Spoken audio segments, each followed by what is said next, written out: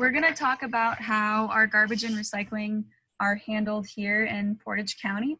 I'm a resident of Stevens Point, so I'm pretty familiar with the city itself, but we'll talk about things on a county level. And this information is going to help you to be a better recycler, which is the most important thing when it comes to a sustainable recycling program. This might mean that after tonight, you're going to be putting actually fewer things into your recycling bin than you did before. And that might be a little hard to accept, but you can rest assured that all the information you're going to hear tonight is the most accurate, most up-to-date information you can get in our area for recycling. It's going to be more reliable than what you might get in a flyer from your hauler that comes and picks up your recycling bin, or even from your municipality. If you live in the city of Stevens Point or somewhere else in Portage County, that might not be entirely accurate information that you're getting. So this information is coming straight from the county, the solid waste director of our department, of our solid waste department. And so you can, like I said, rest assured that it's the most accurate it can possibly be. And thanks again for being here. My name is Kelly. I'm with Recycling Connections. I'm the project coordinator. Recycling Connections is a nonprofit that does a lot of different education and outreach work for solid waste, recycling, composting, waste reduction, a host of wonderful things like that. And I'd encourage you to check out our website if you want to know more. You can also feel free to get in touch, of course.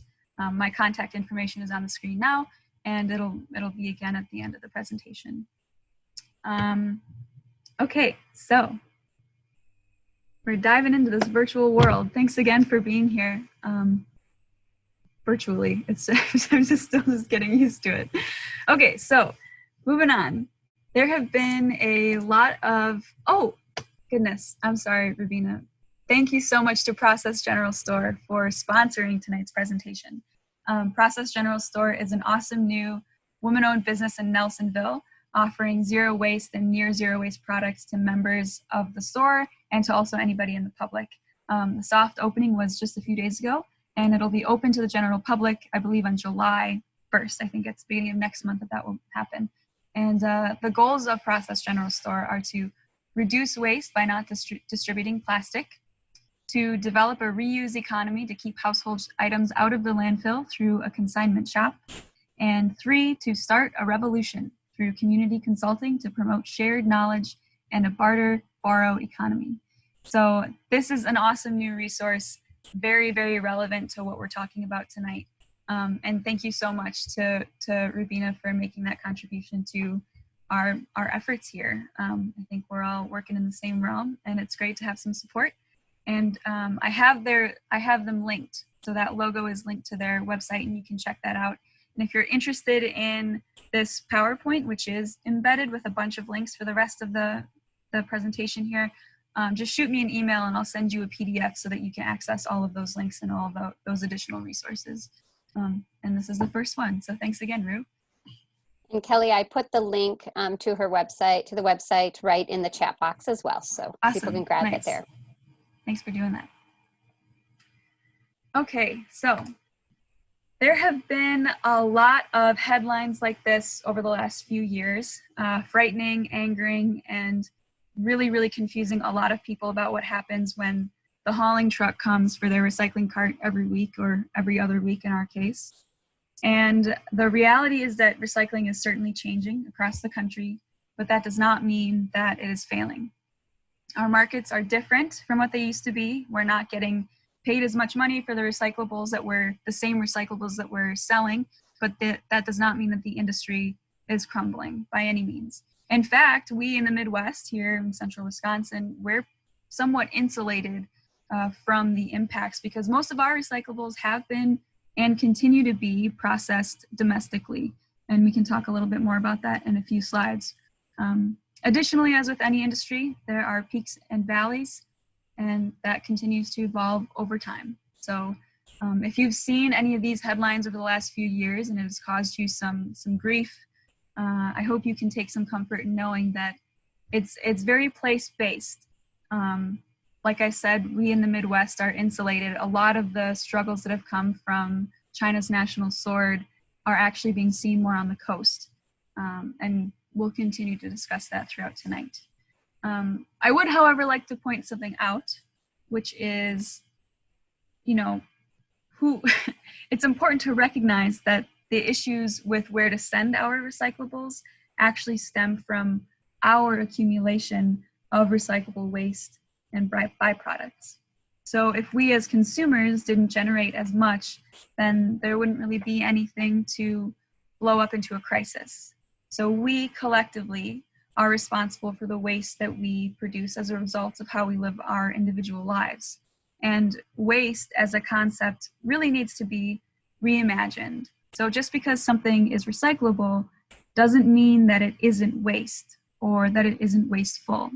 And if a certain plastic is rejected by a recycling facility, it doesn't mean that we as individuals had any less of a role in showing a demand for that plastic product, giving it a purpose, and eventually discarding it. That all of that is on us. So I think it's important that we recognize and accept that we all have a role here. The purpose of tonight is to inspire you to think a little bit more critically about the waste that your lifestyle produces, maybe rethink those habits that require conventional methods of waste management, and to empower you to make the right decisions or just different decisions with how to discard and dispose of things when it is necessary. And that's really important because while garbage and recycling can often be a complicated subject, many of the challenges and inefficiencies come from improper disposal on the consumer end, on the individual's end. And those things can actually be pretty easily addressed with the right information getting out to the right people. So, and again, these are all links that are active, so you can feel free to check out those articles. So in Portage County, we have a countywide solid waste department. This is located in Plover, this facility on Highway B. This department oversees the waste and recycling needs for the county, which at one point included a landfill. Once it closed in 2007, we needed basically a hub to take all of the garbage that we collected in the area that would then be transported to the closest landfill since ours was no longer available. That facility, that hub, became part of our solid waste department, and it's called the transfer station. And at the same location, recyclables are received for sorting and distribution, and that is referred to as the MRF, or Materials Recovery Facility, MRF.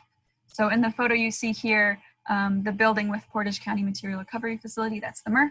And then just to the left of it, that's out of screen, is the transfer station. And that's where most of our garbage goes to be transported to Cranberry Creek, the landfill in Wisconsin Rapids.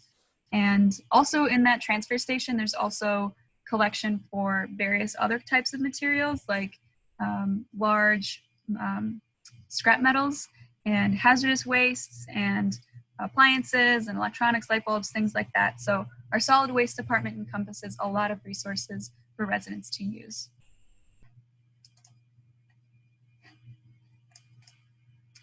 So at the MRF, we take in recyclables from residents and businesses. So that means that an individual who has their own recycling to take, they're free to do that there. It also means that the truck that comes to pick up your recycling cart every other week, that will typically end up at this MRF. Inside the facility, items are sorted into different streams. They're baled together and then transported to a place where the actual recycling of the material will occur. And most of our paper and cardboard is going to Neenah and Wisconsin Rapids to be made into recycled content paper products. And our plastic, most of our plastic is going to Lower Michigan. Aluminum usually goes to Kentucky, at least the last I heard. Steel actually stays in the state and goes to eastern Wisconsin.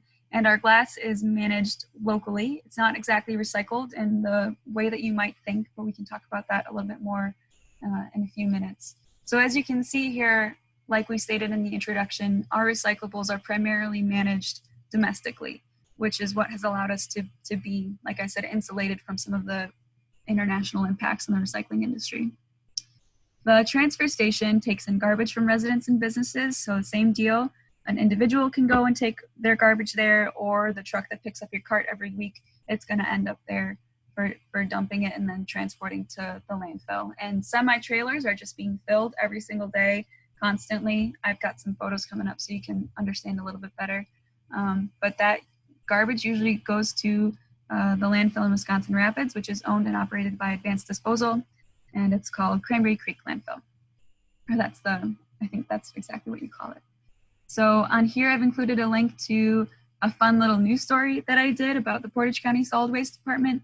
And similar to the photos ahead, it offers a different kind of understanding experience. It's an audio news story. So that's kind of fun to listen to if you're into that stuff. And it includes interviews with our current solid waste director, Amanda Heffley, and Jeff Lidzinski, who was the previous site coordinator and had been so for 20 years, I think it's 20 something years. So that's kind of fun. And I've got some photos ahead. So this is the paper mill. We visited Susan and our director, Amanda. Various people visited the paper mill in Wisconsin Rapids. So this is kind of a glimpse at the paper recycling process. Here's the transfer station. So this is basically the tipping floor where the tools or garbage trucks pull in and then unload their material.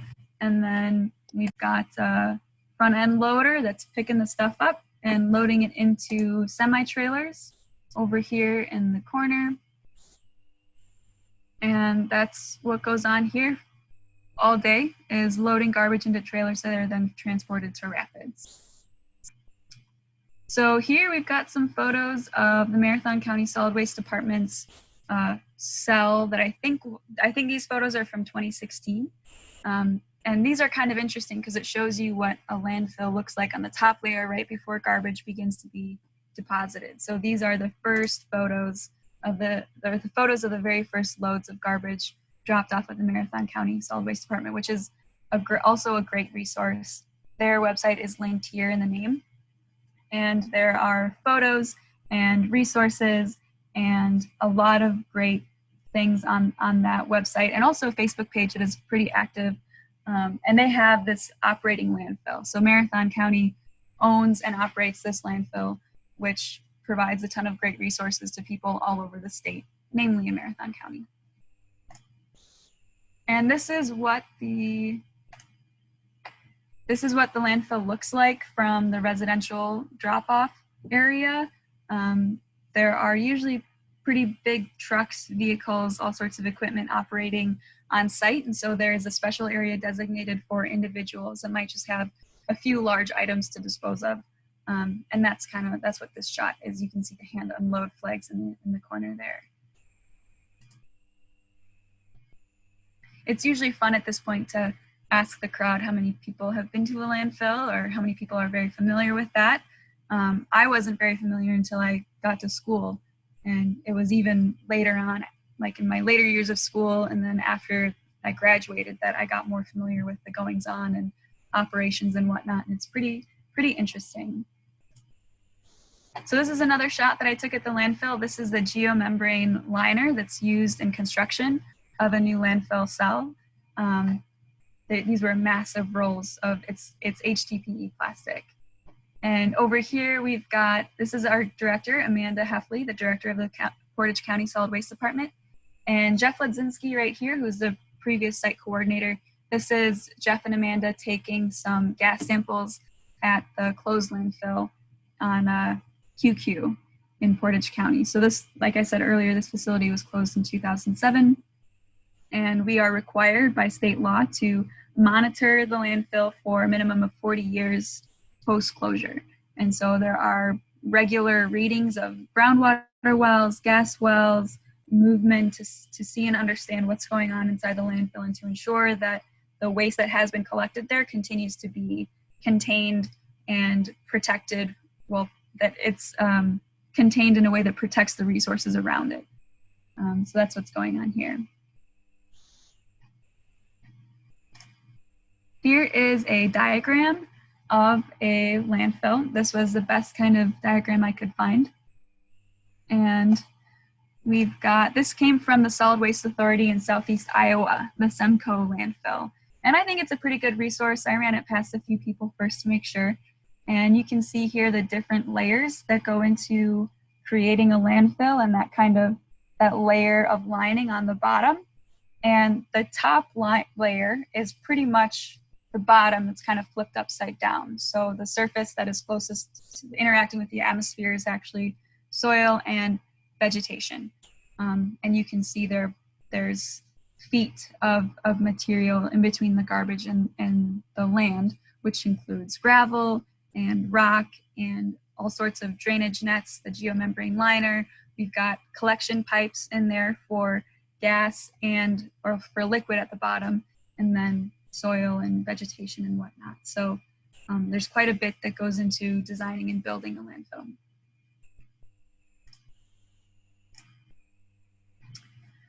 So moving on to some more about recycling. These photos are from a facility that is shared between the city of Milwaukee and Waukesha County. This is their MRF. It started operating in 2015, and the belts that you see here are running about 120 feet per minute, putting recyclable material through screens, magnets, optical sorters, air jets, and 36 human workers. And our MRF is a lot different from this. It's similar in that there are people with these belts that are moving material through machines and people, but our MRF is it's much, much smaller. So this facility is huge. But ours, it's kind of similar. It's the same idea where these things are moving on belts and people are sorting, machines are aiding in the sorting. Our MRF, we don't have a lot of the same technology as this one does. So this one cost about $12 million when it was built in 2015, and it was anticipated with the revenue generated from selling the recyclable material to yield about $1.5 million to each entity on an annual basis.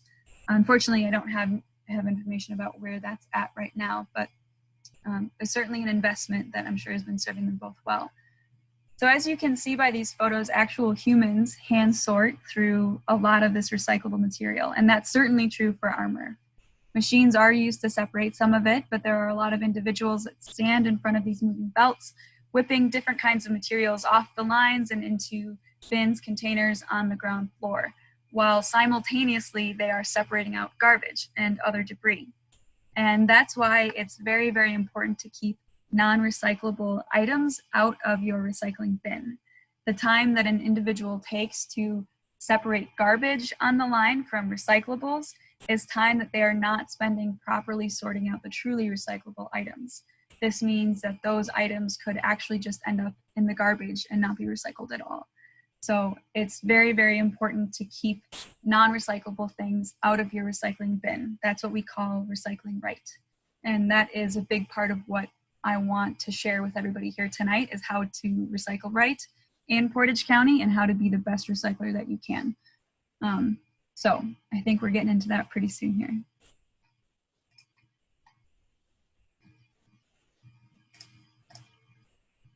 Okay, so what do you think here in this photo is recyclable? If this was your situation, if this was your kitchen counter, where would you put all of these things? We've got a couple of little plastic cups here.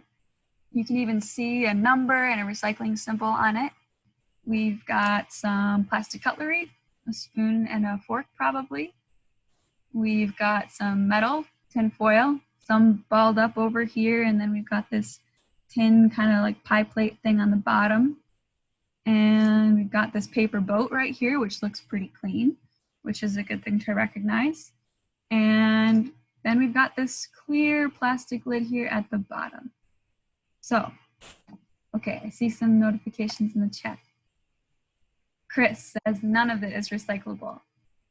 Does anybody else want to wager a guess? All of our different plastic, metal items here. Go ahead and use the chat to guess some of your answers.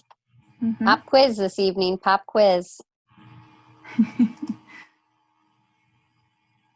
So I've given the same presentation a few times, and at the last one, I saw this couple sitting nearby that I thought looked really familiar.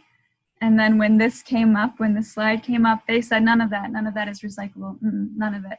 And I was like, you guys, you knew that ahead of time. So I'm wondering if some of you in the crowd knew that as well. But yes, you are correct in saying that none of it is actually recyclable. It should all go in your garbage, whether, you know, the paper boat is clean or not, the tinfoil is clean or not, it's all trash here. And so it should just go into your garbage. The plastic sauce cups, they're too small. This is actually true for the plastic cutlery as well. The shape and size of those items, they're just too small, and they'll fall right through the sorting equipment at our MRF, and it'll become garbage on the ground floor, and it'll just be landfilled. And additionally, those kinds of things are usually made from a very cheap plastic for which there is no market, so we're not able to sell it because nobody's willing to buy it and actually recycle it. The aluminum foil and the pie plate, it's a very low quality metal, even though it is a metal, and that's something that we always want to make sure we recycle. It's very low quality, same kind of thing as the plastic. Nobody's really willing to buy it and reuse it. It's also very likely soiled with food waste, which renders it unusable as well. The paper boat, even though it's clean, it's garbage. We're not able to recycle that kind of paper. If you can imagine this sort of thing, you can maybe imagine like a smooth plastic coating on the inside of it, and that's what makes it non-recyclable, especially once it's been used and it's greasy or wet. That's something that should just go in your garbage. The plastic lid on the bottom there, same deal as most everything else, that it's not really a marketable material. And so we're not able to sell it to anybody who is willing to make it into something new. So I apologize. It looks like I maybe made a little scribble here, but I don't know if I know how to get rid of it. I'm still learning about Zoom. But anyway, so we had some good guesses on that stuff. So this is kind of the direction that we're going, that most of the things that people might typically think are recyclable, or just because it's a recyclable material like plastic or metal, doesn't mean that it can in fact be recycled. And this is what, let's see if we go to the next slide here. This is what we're trying to share and really push in Portage County, as well as throughout Central Wisconsin. This is an effort, this here, Central Wisconsin Recycling Collective. This is a coordinated effort between Recycling Connections, the Portage County Solid Waste Department, and the Marathon County Solid Waste Department to get the right messaging out to people who want to be good recyclers and who want to put the right things in their bins. That's what this is for. So you can see the website here, cwrecyclingcollective.com, as well as the toll-free information line. And that's also, if you're from Marathon County area, that's also the solid waste and recycling information line. It's the same number. But so through that campaign, we're trying to share a lot of positive messaging about the correct ways to recycle. And maybe you've been seeing that. Actually, I've gotten some ads on my Facebook page and social media and stuff, which is good. Hopefully it's reaching people. But this is the flyer from the Portage County Solid Waste Department. So this has all of the information that you need. It's a really great thing to put on your refrigerator or something. And it's a pretty awkward time. You know, I would probably have a stack of these for all of you to take home if we were face-to-face right now. And I would certainly invite you to visit our office and grab some, or the solid waste department. Things are still a little questionable right now, I think, with the pandemic. But the resource is here for you. You're more than welcome to access it at any time. And I also have this linked to the Portage County Solid Waste Department website with even more information than what is listed here. And also please take notice that this page on the right has information about all the other things that you can't put in your garbage bin or your recycling bin. So hazardous wastes, wet paint, pharmaceuticals, confidential shredding, sharps, all sorts of things that need to be handled differently or specially. This has information for you on how to do that. So this is a great resource. And I think that's kind of like my overview. And what now is to come is kind of just like fact by fact thing, item by item, what you should and shouldn't put in your recycling bin. So we'll just move on. I really like interacting with the crowd. Oops, I did this while I was practicing too. I accidentally opened the link. Sorry. There we go. So I really like interacting with the group, and as I've already mentioned, and I think we all understand, it's a little bit different, but I would check in right now and see how we were doing it and if anybody had any questions. So We can certainly use the chat if you want to ask something. So feel free to do that, and I'll get a little notification and we can talk about the question that you have. But otherwise, we'll just cruise here with this. Bottle caps are a really popular question. People are always asking about bottle caps. So I'm here to put it to rest for you that bottle caps should stay, it depends on what the material is. So a plastic bottle cap should stay on a plastic bottle. We want that to stay screwed on. If it goes into your recycling bin loose, that bottle cap is not going to be recovered for recycling. It's going to fall through the machines. It's going to become debris and garbage. So we want to make sure that that plastic cap is screwed on to your plastic bottle, which should, of course, be emptied. You should always empty all the containers that you have for recycling, no matter what it is. Make sure it's emptied first. Caps from glass bottles. If they are plastic, it's probably a number 5 plastic that cap is made of. And that can be collected in another number 5 plastic container and lidded, and that can be recycled. But because it's glass, we don't want that lid, that cap doesn't need to be on the bottle because it's not the same kind of material. If you have caps from a beer bottle, those steel crowns that get crimped on, those can be recycled, but it's the same deal as the plastic caps. If they are in your bin loose, they're going to fall through the recycling equipment at the MRF. So you can collect those steel cans in another steel can and then crimp it shut at the top to make sure nothing falls out. And then that can go in your recycling bin and that will be recycled. I think we maybe had a, oops, question. Herders is our hauler. So MJ asks, I live in Hull, Harders is our hauler. It looks as if the recycling bin and the garbage bin are mixed together when they're dumped into the truck. Is that the case? So, no, it's not the case. They may be dumped into the same truck. That's called a split body. So that means that truck, in order to have the most efficiency on their routes, that truck can accept both garbage and recycling by having a split body so that there's a sort of wall that can shift and the material is kept separate throughout, and then it can be disposed of separately as well. That's also a really common question. Thank you for asking that. I don't think I have that addressed in the slides. So you can be sure that even though the same truck is picking up both your garbage and recycling, they are being kept separate and they're being managed separately. So plastics, the messaging that you saw on that flyer from a slide ago tells you the same thing here, which is that we really want you to focus on the kitchen, laundry, and bathroom bottles and containers from your house. So the containers that come from those three areas in your home, that's what we can usually assure is recyclable. That's what we want to make sure gets into your bin. All the other kind of miscellaneous plastic things, that's likely that we can't recycle. So that stuff should probably just go in your garbage. They're usually numbers 1, 2, and 5, although the number really doesn't matter. It really doesn't mean that much. So it's not something that you can rely on. I think that was the messaging for some time, was to rely on what the numbers say, but it's really not a consistent way for us to know what is and is not acceptable. A tough one, I think, especially good to know right now since it's that time of year, but seed trays and plastic flower pots, as well as the clam shells that your raspberries or fruit or even salad greens might come in, rotisserie chicken containers, all of those things should be disposed of in your garbage. They're not recyclable. Please keep them out of your recycling bin. They should just go into your garbage and be managed that way because there's not really a way for us to recycle them. They're typically a thermoform. That's what we would call that kind of plastic. And that's not something that we can recycle. There's nobody who's willing to buy that and make it into something new. Ellie, there is a question on can a jar lid that is plastic be recycled then?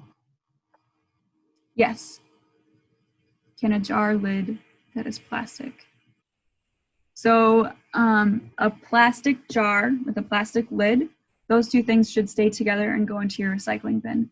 If it's a glass jar with a plastic lid, it's likely that can also be recycled. And you can collect that in a plastic container like a bucket or something. And as long as it has a lid on it, that's going to be okay to take to the recycling facility. However, if you're collecting things in like a 5-gallon bucket, that's not something that you should really put in your curbside bin. That would be something that would be really good to take directly to the facility on Highway B. And it's going to be managed better that way. Chris asks, people say that they run out of room when they recycle every other week. How much of that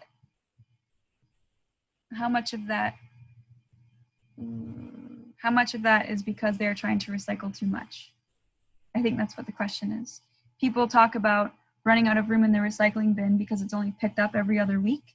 And Chris is wondering how much of that is caused by people trying to recycle maybe more than they should.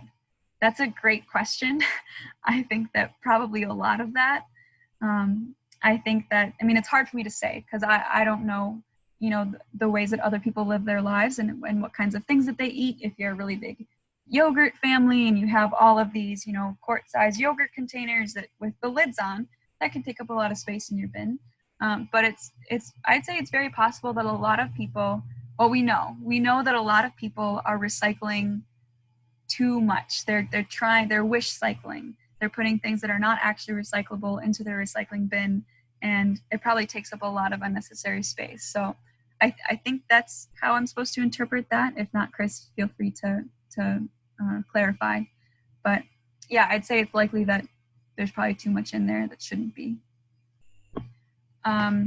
Plastic bags and film. This is a really important one. This is a really big one. A lot of people like to bag their recyclables. They have a container in their house that they put a bag in, and then they throw all their recyclables in there, and then they tie the bag shut and put it in the recycling bin. Something like that is probably it's not going to get recycled. I'll just take away the probably. It's not going to get recycled. Closed bags that come through the MRF, people who are working those lines don't have enough time to take those bags aside and open them up and take out the recyclables.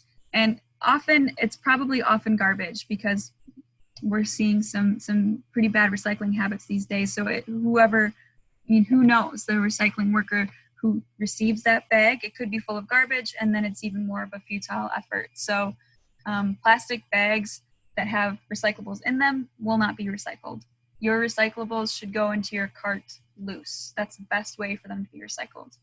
And plastic bags themselves, as well as film, various types of film, those can be recycled, but not in your curbside cart. So you can recycle those things at grocery stores. Most grocery stores these days have receptacles for plastic bags and film. I usually take mine to Metro Market or the Old Cops in Stevens Point on the east side of town.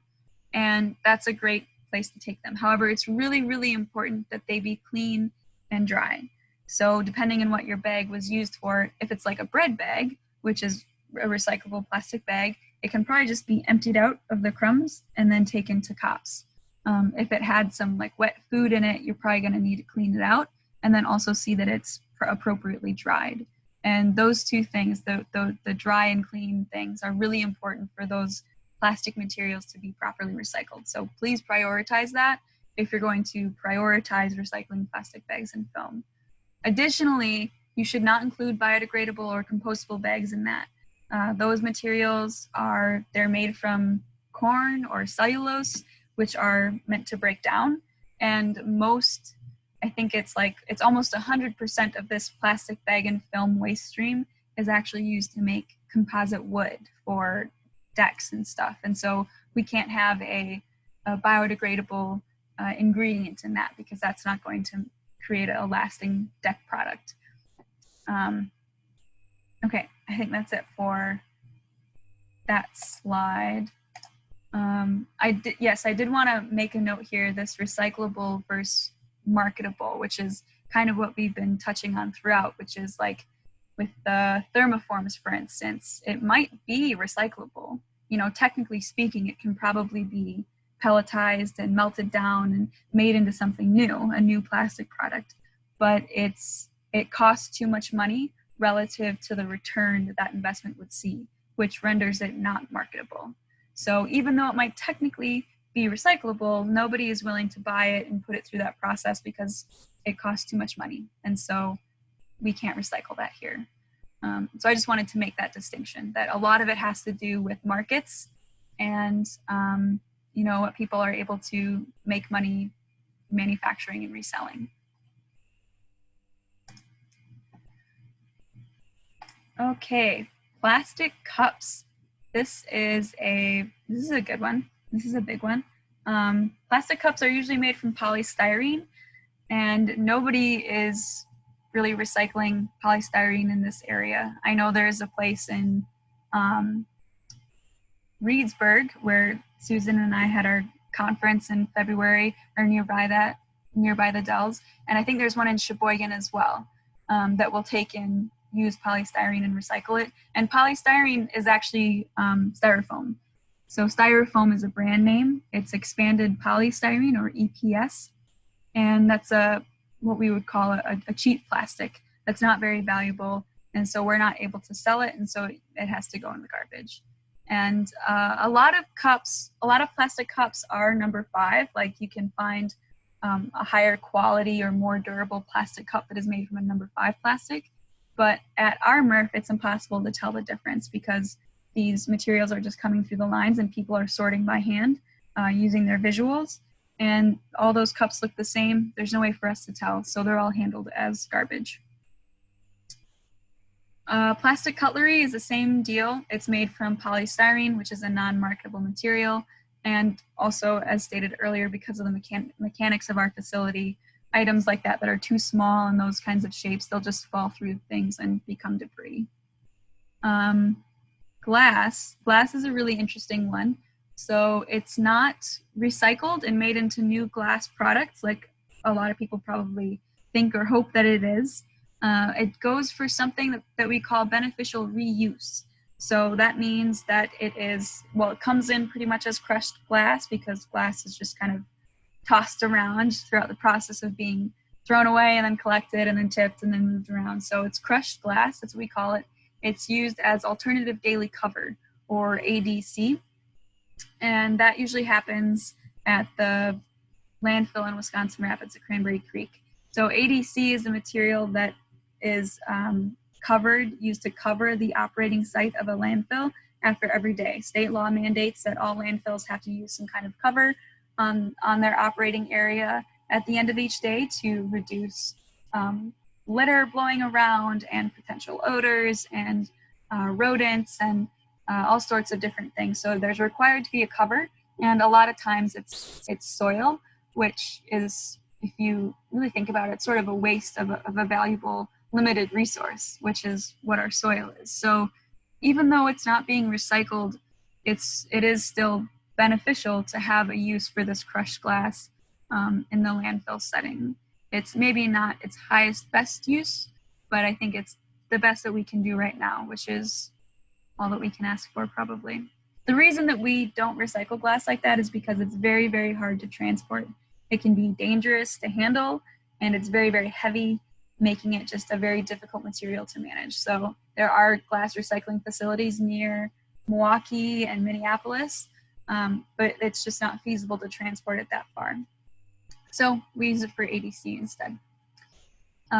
When you do have a place that can recycle glass in this way that we would like it to be, like into new bottles, you don't want to put in ceramics or Pyrex glass or window glass. Glass is a pretty sensitive medium, and even a little bit of contamination can throw it off. So it's important to keep our glass streams clean when we know that they're going to that kind of management. Something that I think is really cool and would I think be really neat to figure out how to integrate into our community here, or our region. Outagamie County sells their crushed glass as a sandblasting medium. So there are a lot of other uses for it than just making it into new bottles or containers, which can be an intensive process. So I think that's kind of neat.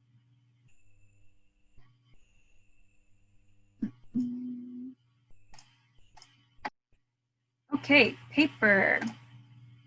So paper is important to keep clean and dry, kind of like the plastic bags. A good way to do this is to keep the lid of your recycling bin closed versus leaving it open, so it's really easy to throw stuff in all the time. But then if it rains, or whatever could happen, we want to do the best we can to keep our recycling papers and whatnot dry. And another way to do that is to keep your caps on bottles that used to hold liquid, which is something that we want to do anyway, because all those plastics are recyclable. You also don't want to include greasy paper, like pizza boxes, paper or cardboard. If it's soiled with grease or food debris, it's not recyclable. It can either go in your garbage, or if you have a compost, you might be able to compost that paper if it's greasy. So that would be the right way to handle that.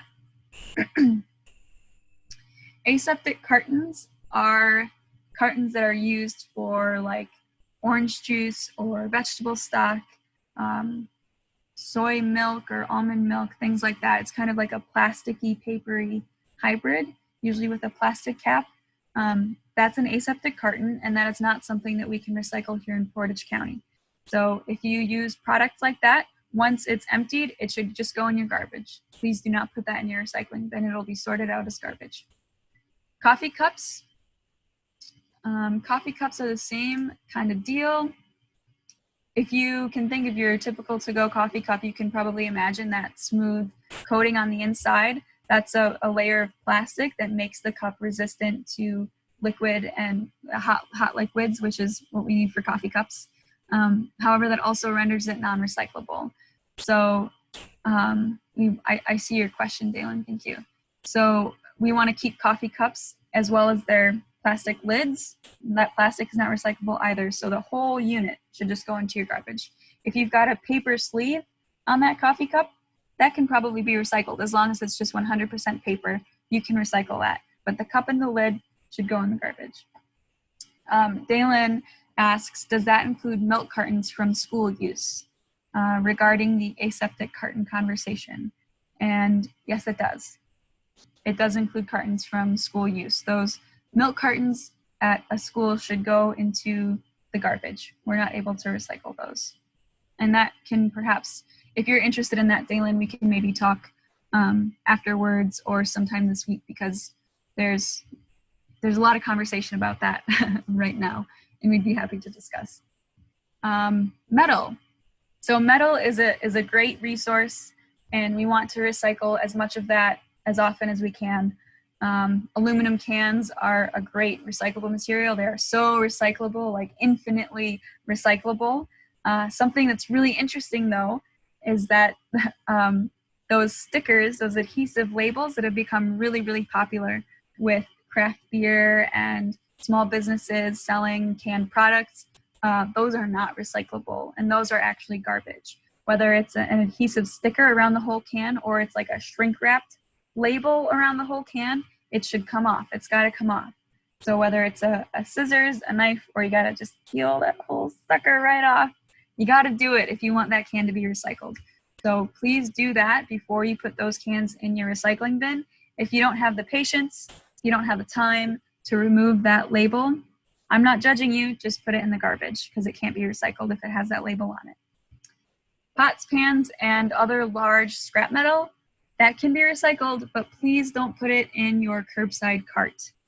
Things like that are not intended to be handled on the typical recycling lines that we see at the MRF. That's something that should be taken to the facility on your own. We don't want that stuff coming through the regular residential line of recycling stuff. So we can recycle it, maybe collect it in a box in your basement or your garage and bring it out to Plover at a separate time. That's the best way to handle that. Oh, excuse me.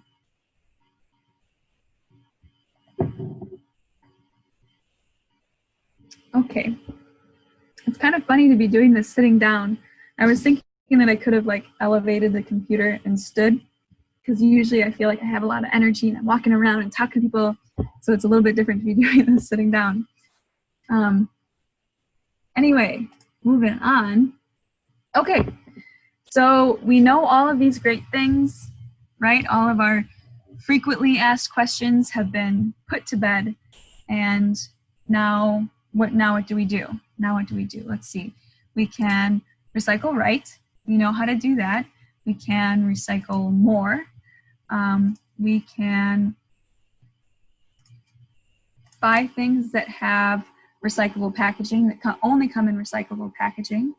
And we can keep all the caps on my bottles. I'll stop bagging the things that I throw into my recycling bin. I will call the Portage County Solid Waste Department whenever there's something I'm going.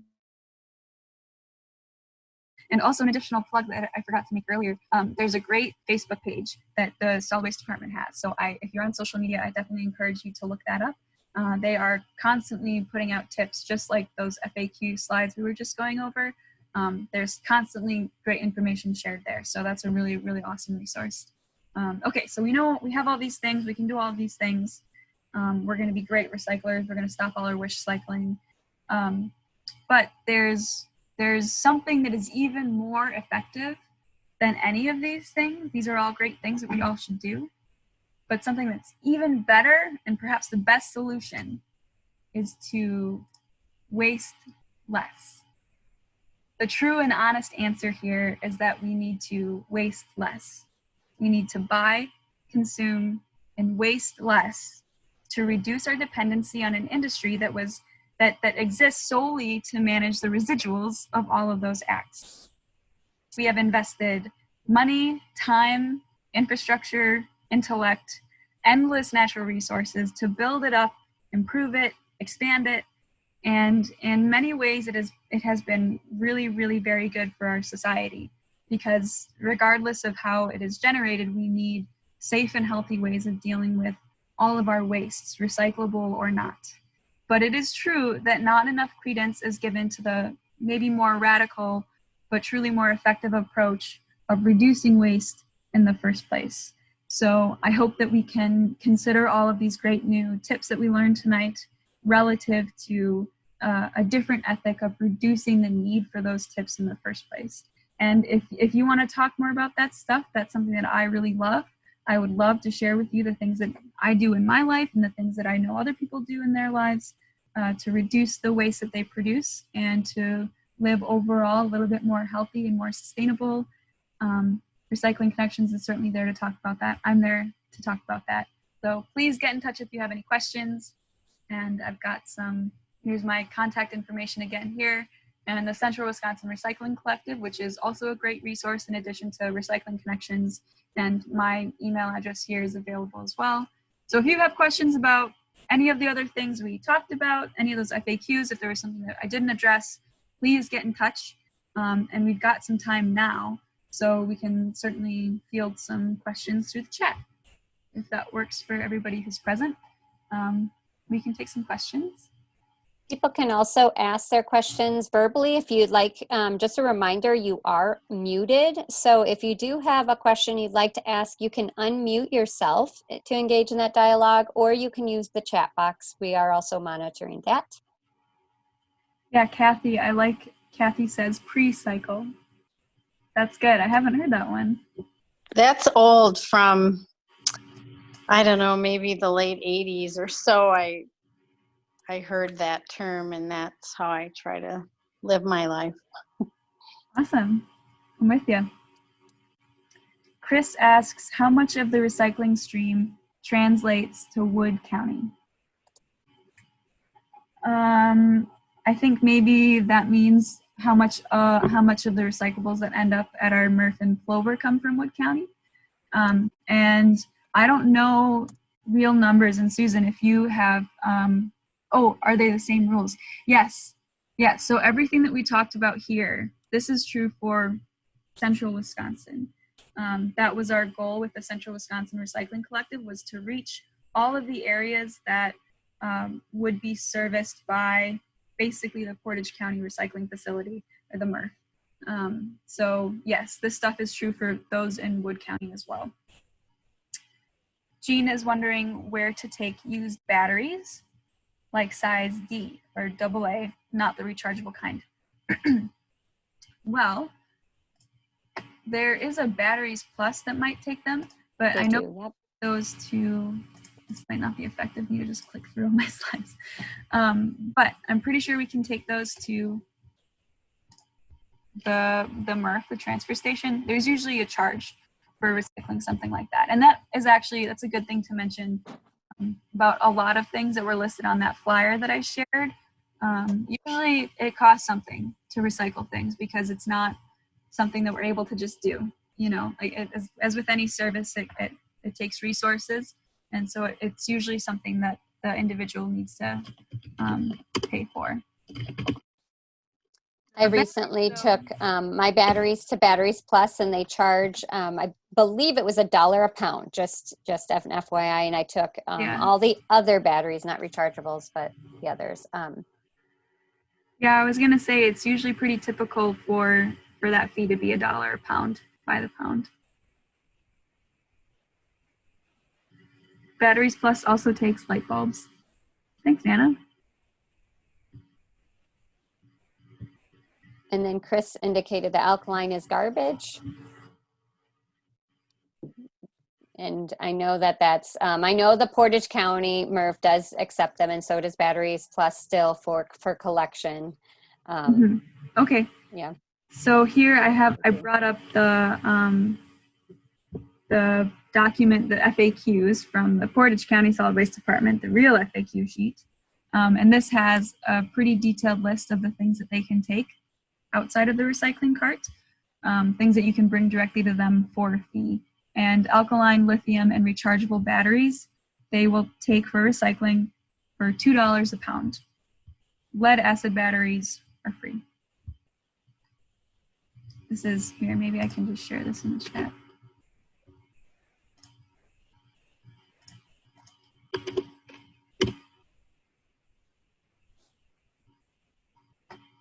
So that's January 2020. So that's the most updated list of prices and whatnots.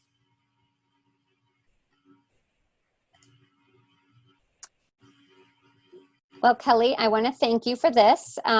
If you wanted to stay on and you had a few more questions, please stay on. We will be here to answer additional questions. I want to thank everybody for joining tonight. I hope that we helped clear some air of helping you recycle right a little bit more than before, and helping to spread the good message about how to keep our stream a little more clean. And so we have a good product for recyclables. Keeping the contamination down is really important, and it takes all of us to make that effort. So thank you for joining today to improve our systems in that way.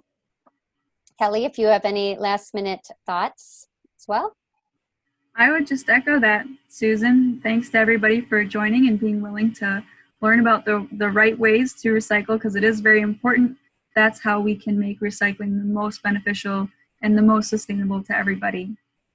So it's really important that we all do the best that we can, which is by reducing the wish cycling and knowing exactly what we can put in our bins, and usually why helps as well.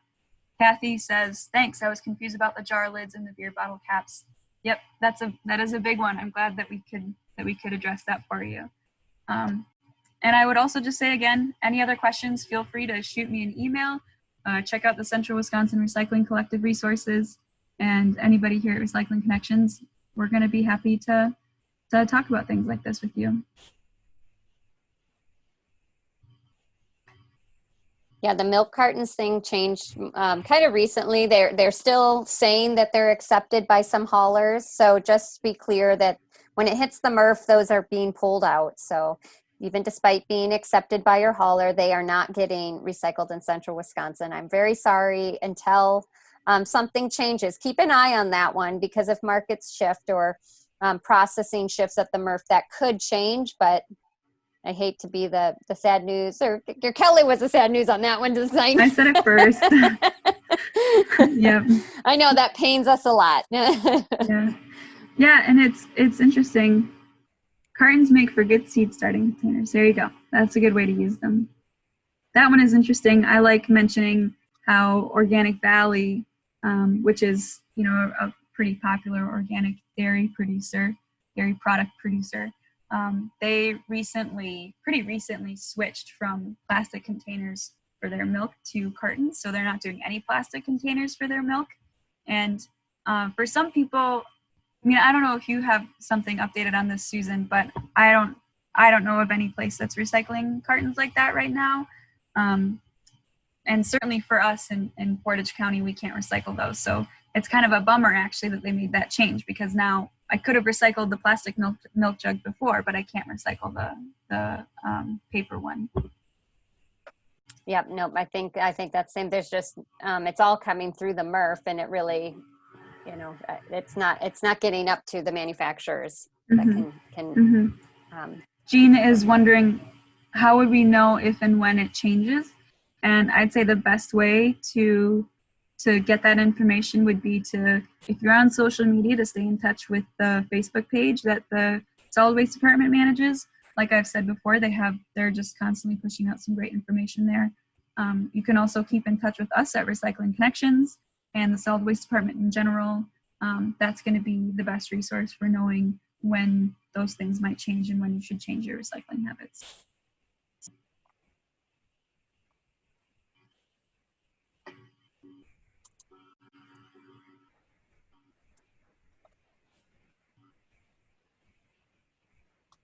Great. Yeah, you're welcome. You're very welcome for the information. Thanks everybody for being here. I think maybe. All right. I'm going to go ahead and end the meeting for all, Kelly, if that's okay with you. Sure. Yep. Thanks everybody. Everyone. Be well.